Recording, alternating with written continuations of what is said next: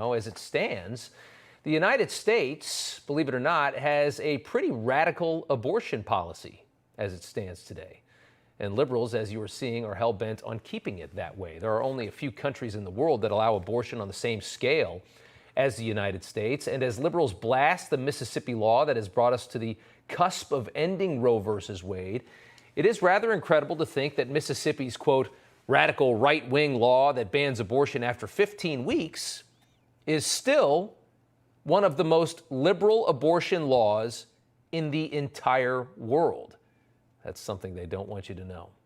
From the New York Times, though, a few months ago, a quick tear from the article here tells it all. Only a dozen or so countries besides the United States allow abortion without any restrictions or conditions after 15 weeks, which is the cutoff in the question of the Mississippi case. They include North Korea, China, Iceland, New Zealand, Singapore, Canada, and Vietnam. So again, when you hear it that way, and when you dial down all the mayhem and all the noise about this issue, you realize that what we're seeing right now isn't about turning this country into the Handmaid's Tale, which is what they're trying to sell you, right? It's about scaling back a ridiculous precedent that's been around for 49 years. The great irony of the protests that we're starting to see, and trust me, they're going to get louder and louder, they're happening in places that will be completely unaffected regardless of what happens here. Places like New York this evening.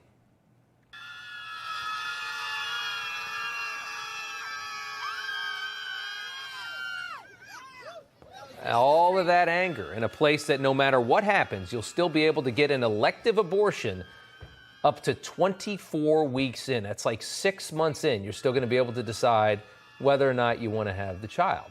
Outside the Supreme Court in Washington, D.C., we saw more of the same. It's a lie. You don't care if women die. Pro-life is a lie. You don't care if women die. Pro-life is a lie. You don't care if women die. You don't care if women die. It's a lie. You don't care if women die is what they're saying there. Not sure why they are so threatened, regardless of what happens to Roe versus Wade, because again, that's just going to take it back to the states. Regardless of what happens, women in Washington, D.C.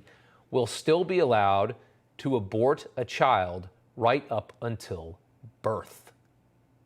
Elective. Day before the due date.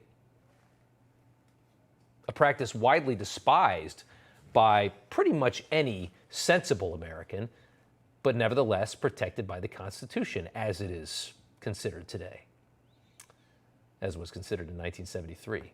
The radicals have full control on this issue right now, and it is radical, and they're freaking out tonight. As for our president, he made a very interesting comment today. See if you can spot the word that got Biden in trouble yet again.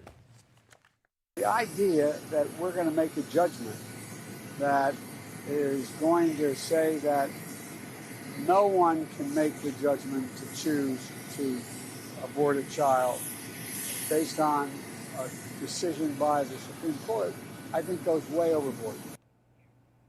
Abort a child? Oof.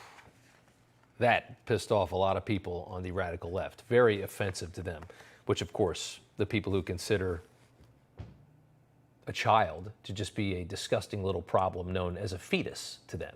That's what they really think. Biden showing us who he really is. After all, he's a Catholic. He always tells us he's Catholic. You don't see much evidence of it these days, but there are those moments when the real Joe Biden actually slips out. He wasn't supposed to do that. A president who's scared of the ideologues who are running his White House and controlling his life. He can't hide it any longer. That's who he really is, the man in that soundbite. The real Joe Biden, here he was in 1982. He tried to end Roe versus Wade. A Democrat. He failed. As recently as 2006 on the issue, Biden said this. I do not view abortion as a choice and a right. I think it's always a tragedy. And I think that it should be rare and safe. And I think we should be focusing on how to limit the number of abortions. It's always a tragedy. It should be rare and safe. And we should be trying to. That wasn't that long ago. 2006 was not that long ago. And of course, he's right. Aborting a child is nothing to be proud of. It's a horrible, horrible thing. The problem for Republicans, as it stands, if we're looking at this politically, is our reddest states are responding to 50 years of left-wing extremism with an answer that most Americans think is also extreme. According to NBC News, 23 states are poised to completely outlaw elective abortion if Roe is overturned. It is a move that could be a nightmare politically, as most Americans do not support a total ban on abortion. Most Americans do believe that Roe goes too far. Most Americans don't like second and third trimester abortions, but they also don't want the country to overcorrect.